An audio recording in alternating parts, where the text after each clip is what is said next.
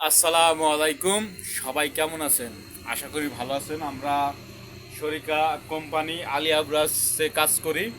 এটা শাখা হচ্ছে রিয়াদ। এইখানে কাজে আসছি, আমরা মরুভূমিতে কাজ করি। আমরা দুইজন, ওই এক ভাই আর এই যে আমি, দুইজন কাজ করি। আজ 3 মাস হলো তারা বেতন দেয় না আমাদের। বেতন দেয় না 3 মাস ধরে। আমরা বলতেছি যে বেতন কই, বেতন কই, বেতন দাও, বেতন দাও।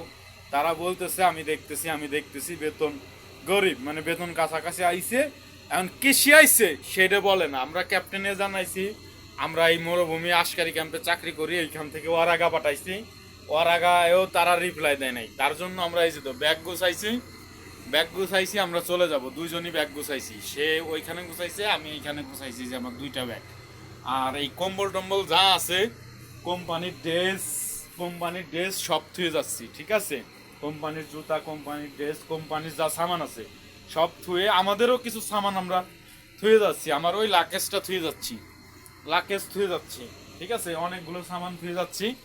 এখন আমাদের বেতন না দিলে আমরা এই মরুভূমিতে তো কাজ করতে পারবো না। এখন ভাই আপনি কিছু বলেন। আমি আর কি বলবো ভাই, আমি আপনার লগে একমত। আমাদের বেতন দেন আজকে 3 মাস হলো। আমরা চলে যাচ্ছি ক্যাপ্টেনের মাধ্যমে। ক্যাপ্টেনে বলছিল 3 মাস, তিন মাস সহ্য করছে, 3টা দিন সহ্য কর, আমরা বেতন নিয়ে দেওয়ার চেষ্টা করব। তা চেষ্টা সম্ভব হয় নাই কে লাগে ক্যাপ্টেন আজকে চলে যাব। ক্যাপ্টেনের কাছে যায় আমরা ব্যাগ বুক নিয়ে যাইতেছি ক্যাপ্টেনের কাছে। এবং এখন আমাদের ক্যাপ্টেন নিয়ে যাব না আমাদের বেতন দিব। এইটাই আর কি কথা, ঠিক আছে। ধন্যবাদ, সবাই ভালো থাকবেন।